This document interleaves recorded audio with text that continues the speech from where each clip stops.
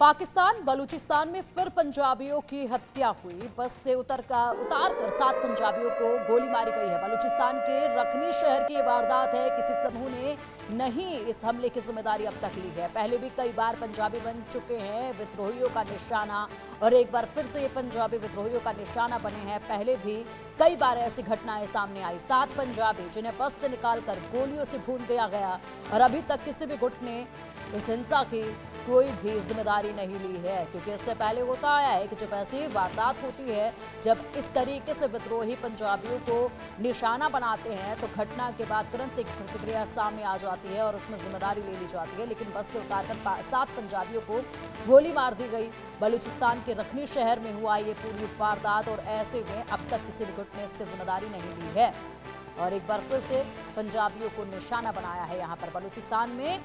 और बलूचिस्तान के हालात जिस तरीके से बनते जा रहे हैं, खैबर पख्तूनख्वा की बात करें या फिर बलूचिस्तान की बात करें, लगातार ऐसे मामले सामने आ रहे हैं जो कि चिंता का सबब बनते जा रहे हैं। और ऐसे में खुद वहाँ के ही जो तमाम बड़े दिग्गज हैं वो ये कह रहे हैं कि बहुत जल्द अलग देश ये बन जाएंगे जिस तरीके से हालात बने हुए हैं, क्योंकि पुलिस वहाँ पर नहीं है, सेना के जवान वहाँ पर नहीं हैं, और ऐसे में चेक पोस्ट तक हटा लिए गए हैं। और उसके बाद धीरे धीरे करके अब ये अलग देश बनने की कगार पर काफ़ी तेजी के साथ आगे बढ़ रहे हैं, और पाकिस्तान की सरकार इस पर कुछ भी नहीं कर पा रही है। हालांकि पाकिस्तान की सरकार के हाथ में कुछ है ही नहीं जो वो कर सके, इसीलिए यहाँ पर अब ऐसे हालात काफ़ी तेजी से आगे बढ़ रहे हैं। फजल उर रहमान ने जिस तरीके से सदन में ये बातें रखी, जिस तरीके से उन्होंने टिप्पणियां की, उसमें मानव तस्करी और भिक्षावृत्ति पर रोकने के लिए 5 विधेयक सदन ने पास किए थे। और तभी उन्होंने यहाँ पर ये बातें कही कि आखिरकार ये कानून किसके लिए बनाए जा रहे हैं, जब आवाम ही आपकी सुन नहीं रही है। पहले आवाम पर तो कंट्रोल कीजिए और उसके बाद आप ये कानून बनाइए, क्योंकि कानून मानव तस्करी और भिक्षावृत्ति पर बनाए गए थे। और इसी को लेकर फजल उर रहमान ने यहाँ पर पूरा चिट्ठा खोल कर रख दिया पाकिस्तानी सरकार का। पाकिस्तान में जो हालात बने हुए हैं इस वक्त, उन तमाम चीज़ों को लेकर एकाएक कर उन्होंने बिल्कुल स्पष्ट शब्दों में एक भविष्यवाणी कर दी, और भविष्यवाणी करते हुए कह दिया कि बहुत जल्द यहाँ पर जिस तरीके से हालात बन रहे हैं, बलूचिस्तान और खैबर पख्तूनख्वा अलग देश बन जाएंगे। 7 ऐसे जिले हैं जो बिल्कुल अलग हो जाएंगे, क्योंकि अभी हालात ऐसे हैं कि यहाँ इन इलाकों में ना तो पुलिस है और ना ही फौज है। पुलिस चेक पोस्ट बंद कर दिए गए हैं। पुलिस अधिकारी उन इलाकों को नियंत्रित करने वाले ग्रुप्स की घेराबंदी में थे, और अब यहाँ पर हालात लगातार आगे बिगड़ते जा रहे हैं। फजल उर रहमान ने कहा कि बलूचिस्तान और खैबर पख्तूनख्वा की सूरत हाल किसी से छुपे नहीं है। हम सब पाकिस्तानी हैं, हमारा अमन एक है और हमारी इज्जत और आबरू एक है, ये उन्होंने अपने शब्दों में कहा। उस हवाले से हमें पता होना चाहिए कि इस वक्त 2 सूबों में हुकूमत का कोई रीट नहीं है। साथ ही उन्होंने ये भी कहा कि आज प्रधानमंत्री शहबाज शरीफ यहाँ होते और उनसे पूछा जाता कि कबायली इलाकों में क्या हो रहा है, बलूचिस्तान में क्या हो रहा है, तो वो शायद यही कहते कि मुझे इसका इल्म नहीं है, क्योंकि वो सीधे तौर पर कह रहे हैं जो हालात बने हुए हैं, जिस तरीके से यहाँ पर जनता आवाम इनकी बात नहीं सुन रहे हैं, इनको खुद इस चीज़ के बारे में पता नहीं है। और अब चलिए पीएमएल नेता हमारे साथ खास मेहमान है चर्चा के लिए। पीएमएल नेता हैं डॉक्टर इरशाद अहमद खान जी। इरशाद जी, बहुत स्वागत है आपका इंडिया न्यूज़ पर। पाकिस्तान के हालात किसी से छिपे नहीं हैं, और अब तो भविष्यवाणी भी वहीं के दिग्गज कर रहे हैं। जिस तरीके से फजल उर रहमान ने कड़े शब्दों में, साफ शब्दों में सदन में कह दिया है कि आवाम सुनने को तैयार नहीं है, ये कानून बना रहे हैं। और ऐसे में खैबर पख्तूनख्वा और जिस तरीके से बलूचिस्तान आगे लड़ाई लड़ रहे हैं और आगे बढ़ते जा रहे हैं, बहुत जल्द ये अलग देश हो जाएंगे।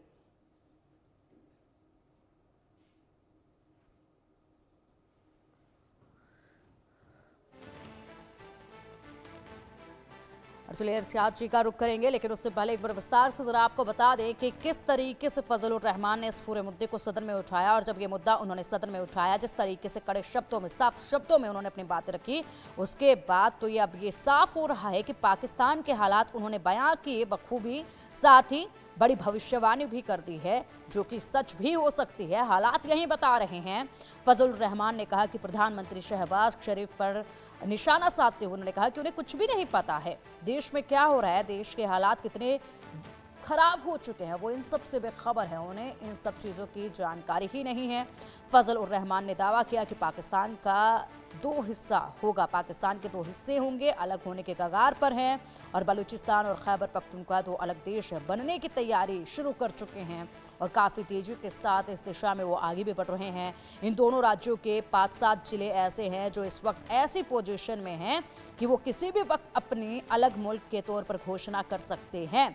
अगले ही दिन संयुक्त राष्ट्र भी इसको स्वीकार कर लेगा, यानी कि यूनाइटेड नेशन भी अगले ही दिन इसको स्वीकार कर लेगा और उसके बाद पाकिस्तान कुछ भी नहीं कर पाएगा, पाकिस्तानी सरकार कुछ भी नहीं कर पाएगी। फजल उर रहमान ने टिप्पणियां की कि जब सदन में मानव तस्करी और भिक्षावृत्ति पर रोकने के लिए कानून बनाए जा रहे हैं तो आखिरकार ये कानून किसके लिए बनाए जा रहे हैं? पहले आवाम को तो कंट्रोल कीजिए, पहले अपने देश की जनता को तो संभालिए। जिस तरीके से हालात बनते जा रहे हैं, जो तस्वीरें सामने आ रही हैं, पहले उन पर तो लगाम लगाइए, उसके बाद ये कानून बनाइए, क्योंकि हालात बद से बदतर लगातार हो रहे हैं। फजल उर रहमान ने कहा कि बलूचिस्तान और खैबर पख्तूनख्वा की सूरत हाल किसी से छिपे नहीं हैं।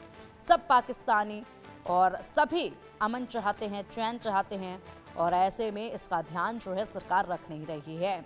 फजल उर रहमान ने यह भी कहा कि उनके इलाकों में ऐसे ऐसे एरिया हैं जिसको पुलिस और फौज ने खाली कर दिया है और जहां पर जंग हो वहां पुलिस और फौज ना हो तो वो एरिया किसके कब्जे में होगा और वो किसका कंट्रोल होगा वहां पर उस एरिया में। उन्होंने कहा कि मुझे दिल पर हाथ रखकर इंतहाई दर्द दिल के साथ सहन पड़ता है कि बलूचिस्तान के 5-7 जिले इस पोजीशन में हैं कि अगर वो आज़ादी का ऐलान कर दे तो यूएन कहेगा कि हमने उनकी दरख्वास्त को कबूल कर लिया है और पाकिस्तान हार जाएगा, उसके बाद पाकिस्तान कुछ भी नहीं कर पाएगा। अब चलिए इसी पर चर्चा के लिए हमारे साथ हमारे खास मेहमान जुड़े हुए हैं डॉक्टर इरशाद अहमद जी।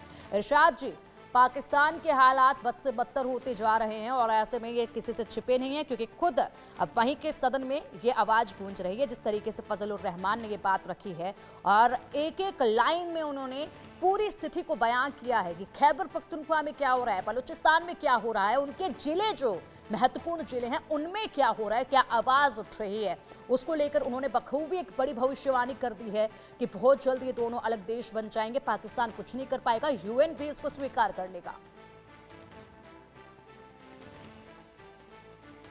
असेंबली में इजलास के दौरान जो तकारीर होती हैं उसमें एक दूसरे के खिलाफ खूब बोला जाता है, अपनी पार्टी को शह दी जाती है कि शायद सब कुछ हम ही कर रहे हैं। तो ऐसा कुछ होने वाला नहीं है। जैसा मौलाना साहब ने कहा, उन्होंने एक सियासी तकरीर की, उसको इतना सीरियस मत लीजिए, क्योंकि हमें मालूम है कि वो हमारे पाकिस्तान के लीडर हैं, एक जमात पार्टी भी प्यार करती है पाकिस्तान से। उन्होंने असेंबली में अपनी तकरीर में खदशात का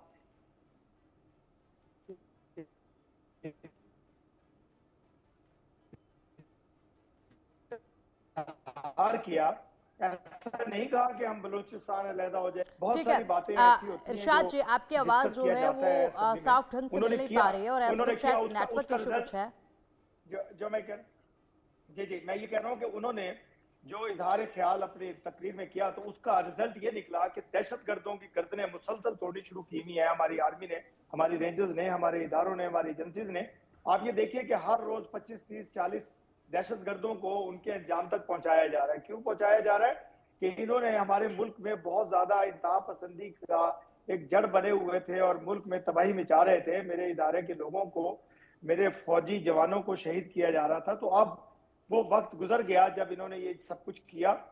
तो उनके, मैं ये समझता हूं कि अब वो वक्त आ गया कि मुल्क दहशतगर्दी से पाक होगा, खित्ता दहशतगर्दी से पाक होगा। इरशाद जी, आप कह रहे हैं कि मुल्क जो है वो दहशतगर्दी से पार होगा और आप कह रहे हैं कि कोई भी जो अपोजिशन में होता है वो इस तरह की बातें करते हैं, लेकिन इरशाद जी आप खुद मानिए, खुद बताइए कि क्या हालात वाकई में ऐसे नहीं है? लगातार खबरें आ रही है, क्या इस तरीके से हिंसाएं नहीं हो रही है? क्या वहां पे लगातार हालात ऐसे खराब नहीं हो रहे? क्या आप बताइए, क्या उन 5 से 7 जिलों में पुलिस वाले वहां पर अभी भी मौजूद है क्या, आपके पुलिसकर्मी? ये बताइए। देखिए, जैसा कि आप कहना चाह रही हैं, ऐसा कुछ भी नहीं है। बिल्कुल अमन अमान शांति है बलूचिस्तान में भी। 7 पंजाबियों को गोली मारी गई है, 7 पंजाबियों को गोली मारी गई है, ये खबर है आपको? हमारे देखिए, मेरे मुल्क में ऐसा नहीं है कि पंजाबी, पख्तून, बलोची हम अलहदा नहीं, हम सब पाकिस्तान और पाकिस्तान से प्यार करते हैं। दूसरी बात, मैं तो कह रहा हूँ दहशतगर्दी का खात्मा हो रहा है और दहशतगर्दी को जड़ से उखाड़ा जा रहा है। ये जो कुछ हो रहा है ये किसी की शय पे हो रहा है। मैं हमेशा आपसे कहता हूँ, इल्जाम तो किसके आप शय हमसे पे हो रहा लगाते है? हैं। ये आपके दहशतगर्द भेजे हुए, आपके सिखलाए हुए लोग हैं जो ये मेरे किनके किनके पाकिस्तान की भेजे हुए लोग सदाबंद हैं ये? इरशाद हिंदुस्तान जी, हिंदुस्तान आप हिंदुस्तान जरा के स्पष्ट सिखाए हुए शब्दों में बताइए किनके भेजे हुए हिंदुस्तान लोग हैं हिंदुस्तान जो दहशत फैला ये रहे हैं वहां? हिंदुस्तान के पैरोल पे हैं, हिंदुस्तान की शय पे अच्छा, काम होता है। हिंदुस्तान की मेरी पैरोल तरफ पर है। बलूचिस्तान बिल्कुल इतने बिल्कुल लंबे समय से वहां पर अपने हक की लड़ाई लड़ रहा है, बलूचिस्तान लगातार अपनी आजादी चाहते हैं, तो उसमें हिंदुस्तान कहां से आ गया? ये आपकी अंदरूनी कलह है, इसमें हिंदुस्तान कहां से आ गया? मैं आपको बता रहा हूं कि बलूची पाकिस्तान से कभी ऐसी नफरत नहीं करते हैं जैसा कि आप शो करते हैं अपने चैनल पे। आप ये कलभूषण कौन है? बताइए, बलूचिस्तान रात बलूचिस्तान खैबर पख्तूनख्वा में हिंदुस्तान कहां से बीच में आ गया? हिंदुस्तान कैसे वहां पर जाकर उनको आगे बढ़ाएगा कि आइए मारिए? 7 पंजाबियों को मारा गया है, क्या इसके लिए भी हिंदुस्तान ने उनको उकसाया है क्या? क्या बात कर रहे हैं आप? खुद आपके लोग कह रहे हैं कि देखिए हालात कैसे बन गए हैं, हमारे प्रधानमंत्री को कुछ पता ही नहीं है कि हो क्या रहा है, आवाम को कंट्रोल नहीं वो कर पा रहे हैं। आपको मैं बता रहा हूं, आपकी राज एजेंसी जो है, आपके प्रधानमंत्री को बड़ा मालूम है कि पाकिस्तान में और खित्ते में कैसे बदअमनी फैलानी है। अभी मैंने रात भी एक चैनल पे आपके बैठ करके कहा कि अमेरिका से असला बारूद खरीदने की क्या वजह है, कौन आपका को आपने मारना है, क्या करना है, इतना बारूद, इतना गोला, अरबों डॉलर हिंदुस्तान के आप खर्च कर रहे हैं असले पे, बारूद पे, जहाजों पे। तो अगर आप अमन शांति की बात करते तो आप फूल खरीदते, आप खुशबुएं खरीदते, आप खित्ते को महकाते, आप बारूद की खुशबू फैलाना चाहते हैं खित्ते में। तो मैं यही कह रहा हूं कि देखें, आपके पैरोल पे आपके सिखाए हुए ये कलभूषण जैसे जो मेरे बलूचिस्तान में बदअमनी फैलाते हैं, कि कौन है कलभूषण? कलभूषण मैं कह रहा हूं कि आप मानते हैं उसको, आप तो मानते हैं कि वो हिंदुस्तान का है, वो मानते हैं, आप नेवी का आपका अफसर है, वो पाकिस्तान में करने क्या आया था? तो इस बात को जरा थोड़ा सा डिनाइल मोड में ना रहा करें, आप देखा करें, हकीकत की तरफ आया करें और हकीकत को समझा करें और पाकिस्तान पे इल्जामबाजी बंद कर दें। मैं ये कह रहा हूं कि अब दहशतगर्दों को ऐसा ऐसा सबक सिखाएंगे कि दोबारा पाकिस्तान में दहशतगर्दी की जरूरत ना हो किसी की, और ना ही कोई मैली आंख से पाकिस्तान की तरफ देख सके। तो आप ऐसा ऐसा आपको समझाएंगे और आपको पकड़ के बताएंगे कि हिंदुस्तान के दहशतगर्द हैं या नहीं है, हिंदुस्तान खित्ते में दहशतगर्दी फैलाता है या नहीं फैलाता, मकबूजा कश्मीर में जुल्म करता है या नहीं ठीक है, करता। एक बात बताइए इरशाद जी, एक बात बताइए, फजलुर रहमान ने जो बयान दिया कि बलूचिस्तान के कई इलाकों में पाकिस्तान का झंडा तक नहीं फहराया जा सकता है, क्या बलूचिस्तान की हालत वाकई में इतनी ज्यादा खराब हो गई है? इससे तो आप इनकार नहीं कर सकते, झंडा वहां पर नहीं फहराया जा रहा है। देखें, मैं अभी बलूचिस्तान गया हुआ था, झंडा क्या इतना प्यार करते हैं वो लोग पाकिस्तान से, पाकिस्तान के लोगों से, तमाम हम इकट्ठे। मैं कह रहा हूँ कि हम बलूची, पठान, सिंधी नहीं है, हम पाकिस्तान है, हम पाकिस्तानी है। जो मैंने रात भी चैनल पे एक के आपके चैनल पे कहा कि अगर ऐसी तकारीर से आप समझें कि मुल्क टूटने वाला है, तो ये जो खालिस्तान की आवाजें आती हैं आपके तंजीम में, क्या खालिस्तान बन गया, क्या खालिस्तान अलहदा हो गया, या हिंदुस्तान टूट गया? ऐसी बातें ना किया करें, हम आपके बारे में कभी भी इस देखिए, तरह की भारत बातें नहीं ऐसी करते। बातें नहीं कर रहा है इरशाद जी, भारत ऐसी बातें नहीं कर रहा है। जो तस्वीरें वहां से आ रही है, जो सदन में आवाज आपके यहाँ गूंज रही है, हम तो बस उसी को लेकर आपसे सवाल कर रहे हैं। भारत अपनी तरफ से ये चीजें थोड़ी कर रहा है, भारत अपने मन से थोड़ी ये बातें कर रहा है। जिस तरीके, आप ये बताइए, पाकिस्तान से जो तस्वीरें निकल कर आ रही हैं सबके सामने, जो आप ही के अखबार, आप ही के समाचार चैनल जो है खबरें चला रहे हैं, क्या वो भी गलत है? क्या आप उनको भी तो जरा देखिए। और इसी के साथ देखिए, फजलुर रहमान आपकी पार्टी के करीबी सहयोगी भी रहे हैं, और आज वो जब ऐसी बातें कर रहे हैं तो वाकई में उनकी बातों पर तो विश्वास होगा ही ना।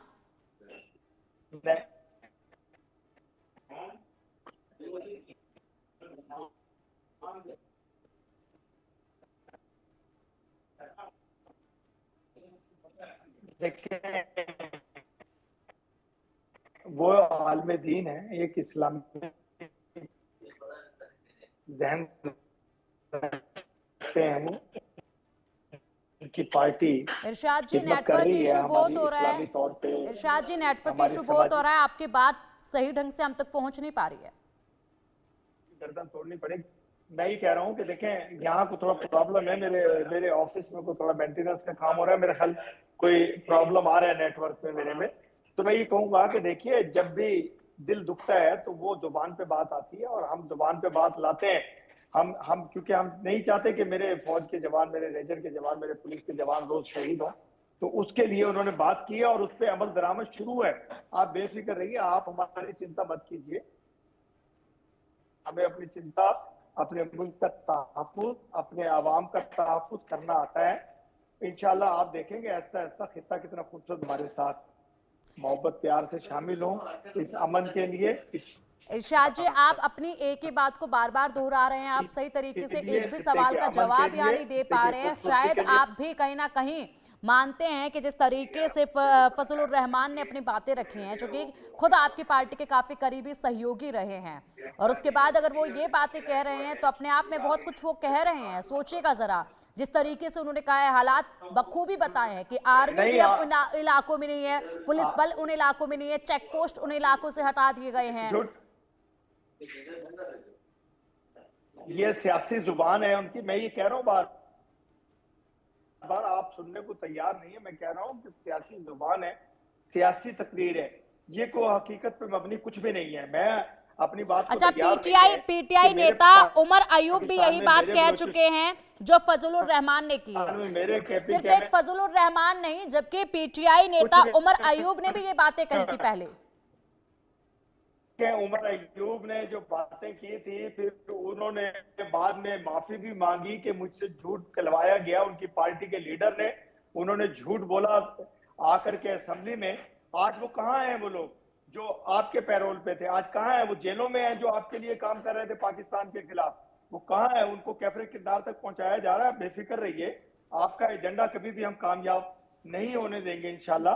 पाकिस्तान एक अजीम ममलुकत खुदादाद है, एक खूबसूरत मुल्क है, एक पुरअमन मुल्क है, एक ताकतवर मुल्क है, एक एटॉमिक पावर है। आप बेफिक्र रहिए। तो हम बार बार अपनी बात को दोहरा नहीं रहे हैं, हम आपको समझा रहे हैं कि बाज आ जाइए अपनी दहशतगर्दी से, बाज आ जाइए अपने दहशतगर्द भेजने से, बाज आ जाइए कश्मीरियों को शहीद करने से, बाज आ जाइए इरशाद जी, कश्मीर की बात छोड़िए और आप क्या कह रहे हैं कि हिंदुस्तान ही हरकतें कर रहा है। बाज आ जाइए, आपसे खुद के अंदरूनी हालात संभाले नहीं जा रहे हैं और ठीकरा फोड़ रहे हैं आप दूसरे देश पर। ये भारत का काम नहीं है, भारत का काम नहीं है। भारत में जिस तरीके से हंसी है, जिस तरीके से खुशियां हैं, वो खुद आपके लोग बताते हैं, और जब आपके लोग बताते हैं तो आप लोग उन पर भी एक्शन ले लेते हैं। तो कम से कम ये बातें मत कहिए। और कश्मीर को लेकर जो आप बात कह रहे हैं ना, कश्मीर में जो हालात पहले थे ना, अब देख लीजिए कितनी शांति कश्मीर में है। पत्थरबाजी की घटनाएं अब नहीं होती है वहां पर लोग अब मारे नहीं जा रहे हैं। लगातार जो आपके एलओसी के उस पार पाकिस्तान की तरफ आतंकी बैठे हुए ना घुसपैठ की कोशिश में, लगातार पाकिस्तान जो अपने आतंकियों को घुसपैठ कराने की कोशिशें करता रहता है, वो जो आतंकी बैठे हुए हैं उन पर लगातार लगाम लगाई जा रही है, एक्शन उन पर लगातार हो रहा है। देखिए आपको मैं बताता हूं कि कश्मीर में अमन नहीं है। कश्मीर में 10 लाख फौज है जो कश्मीरियों की गर्दनों के ऊपर बैठे हुए हैं। उनकी तो बेचारों की, मासूम लोगों की आवाज निकलने नहीं देते। आपने उनके एक एक घर पे 2-2 फौजी बिठाए हुए हैं। कैसे बोलेंगे वो? कैसे शहादतें करेंगे वो? कैसे? लेकिन आप जुबान खल्क दबा नहीं सकते। कश्मीरी अपनी आजादी की जंग आपसे जीतेंगे कश्मीरी अब बहुत खुश है, कश्मीर के लोग अब बहुत ज्यादा खुश है। आप उनकी चिंता छोड़िए, आपके देश में जो हो रहा है उनकी चिंता कीजिए। जिस तरीके से खैबर पख्तूनख्वा, जिस तरीके से यहाँ पर आपके जो तमाम लोग आजादी के लिए लड़ाई कर रहे हैं ना, उनकी बलूचिस्तान की आप आवाज सुनिए, जिस तरीके से वहां पर हालात बन रहे हैं। मैंने आपसे कहा कि बलोची ना कोई वो हालात संभल नहीं रहे हैं, आपके खुद के लोग सदन में अब इस चीज को उठा रहे हैं। आप बात कर रहे हैं कश्मीर को लेकर, आप ठीकरा फोड़ रहे हैं हिंदुस्तान के ऊपर। बिल्कुल हिंदुस्तान करता है ये। मैंने आपसे सवाल किया, क्या सबूत है आपके पास हिंदुस्तान कर रहा है? मेरे पास कलभूषण मौजूद है, आपका कलभूषण मौजूद है मेरे पास। तो दिखाइए ना वो। आया था यहाँ, अभिनंदन फूल भेजने आया था यहाँ कश्मीर में। कौन था वो? उसको अगर ऐसा तो अभिनंदन को क्यों हाथ जोड़कर फिर उसके बाद वापस भारत को वापस किया गया था, ये बताइए। हाथ जोड़कर नहीं, हमने ये चाहा था कि खित्ते में अमन रहे। पाकिस्तान अमन की बात करता है, पाकिस्तान अमन की बात करता है, जो लगातार एलओसी के उस पार आतंकियों को तैयार करके बैठा हुआ है भारत में घुसपैठ के लिए। कश्मीर में जो शांति हो रही है, जो खुशहाली वहां पर हो रही है, वो बर्दाश्त नहीं हो रही है, उसको खराब करने की कोशिशें लगातार कर रहे हैं। और आप लोग बात कर रहे हैं अमन की। अभी भी आपके यहाँ से सीज फायर का उल्लंघन किया गया है, ये जानकारी है आपको? गोलीबारी जो पाकिस्तान की तरफ से हुई है उसकी जानकारी है आपको? एक हफ्ते में लगातार सीज फायर का उल्लंघन हुआ है। पहले मेरे सवाल का जवाब दें। इनको आप मानती हैं ये आपके हैं कि नहीं है अभिनंदन और कलभूषण? फिर आपको मालूम पड़ेगा कि दहशतगर्द आप भेजते हैं कि नहीं भेजते। सिर्फ इसका क्या सवाल का बात जवाब कर रहे दीजिए, हो? दहशतगर्द आपको मालूम पड़ जाएगा आप कि एलओसी की दहशतगर्द सीज फायर आप की बात भेजेंगे कीजिए। नहीं अभी एक हफ्ते में कितनी बार आपके पाकिस्तान के पत्रकार जो है ना वो सीज फायर पर बात तक नहीं करने को तैयार है, क्योंकि उन्हें पता है उन्होंने उल्लंघन किया है। क्यों उल्लंघन किया अभी एलओसी पर सीज फायर का? आप बताइए। और आप बात आज करते हैं तक शांति और अमन की। आज आप हमारी आर्मी पे, अजीम आर्मी पे इल्जाम लगाते हैं कश्मीर के लिए। क्या कभी मेरा फौजी जवान वहां पकड़ा गया? आप ही के लोग, आपके खिलाफ जो कश्मीरी मुजाहिदीन हैं, जो कश्मीर के सताए हुए हैं, इंडिया के सताए हुए हैं, वो अपने पेरेंट्स आपकी का खुद बदला, की आवाम आप लोगों की बात नहीं दफना सुन रही है। आपके जिनको जिंदा प्रधानमंत्री दफना को कश्मीरियों, आपके देश में क्या कुछ हो रहा है उसकी जानकारी नहीं है, और हिंदुस्तान मेरे को मुल्क लेकर में इतने चिंतित हैं लगातार। मतलब खुद के घर को संभाला नहीं जा रहा है, लेकिन दूसरे के घर में ताका जाके आप करने में लगे हुए हैं कि आप लोग कर रहे हैं जो हमारे घर पे कलेश। आप तो वो वाली बात कर रहे देखिए, हैं। बिल्कुल मैंने तो आपके नाम लिए दहशतगर्दों के, अब फिर आप बाकायदा जवाब नाम। नहीं दे रही हैं। आप अगर क्या ऐसा आप क्या ऐसा समझ था रही तो हैं? पाकिस्तान ने जिनको मार रहे हैं हम दहशतगर्दों को, रोज लाश आपको भेजे हिंदुस्तान, तो फिर आपको मालूम पड़ेगा ये कौन थे। आप कौन कैसे सी नहीं मानेंगे? दुनिया में आप जी रहे हैं मैं इरशाद ये जी? कहूंगा, कहाँ की आप मैं बातें ये कर रहे कहूंगा, हैं? मैं अपनी अजीम आप एजेंसी को बलूचिस्तान कहूंगा, के ISI हालात को, बताइए कि ना। आपके जो आप दहशतगर्द बलूचिस्तान मारे के जा रहे हैं, खैबर उनकी लाशें पख्तूनख्वा के हिंदुस्तान हालात भेजी जाए। बताइए ना। खैबर पख्तूनख्वा में बिल्कुल अमन है, और मैं कल भी गया हूं, मैं केपीके में था कल सारा दिन, तो इतना जबरदस्त आए, कभी आपको टिक्के खिलाएं वहां के कश्मीर जाकर के केपीके के, आपको मालूम पड़े कि नमकीन टिक्का कितना मजे का होता है। जैसा कि आपकी दहशतगर्दी मजे की होती है, उतना टिक्का मजे का होता है केपीके का। आप बेफिक्र रहिए, हमारे मुल्क में कुछ नहीं होने वाला, ना केपीके में कुछ होने ठीक है वाला, ना इरशाद जी, बलूचिस्तान में ठीक कुछ है, होने ठीक वाला। है इरशाद जी। और चिंतित आपके यहाँ आपकी के लोग हैं, आपके यहाँ के दिग्गज जो है वो काफी इस वक्त चिंता में है। भारत चिंता में नहीं है, लेकिन आपके यहाँ के दिग्गज चिंता में हैं, और जिस तरीके से वो खुलकर बता रहे हैं ना कि बहुत जल्द दो देश यहाँ पर बन जाएंगे, और हमारे प्रधानमंत्री को कुछ खबर तक नहीं है, वो ये लगातार कह रहे हैं ना। आने वाला वक्त शायद ये तस्वीर भी दिखा देगा जिस तरीके की भविष्यवाणी आप ही के दिग्गज करे। फिलहाल बहुत शुक्रिया आपका इंडिया न्यूज के साथ जुड़ने के लिए, इस चर्चा में शामिल होने के लिए। बुलेटिन में वक्त तो चला एक छोटे से ब्रेक का। खबरों का सिलसिला लगातार जारी रहेगा, आप देखते रहिए इंडिया न्यूज।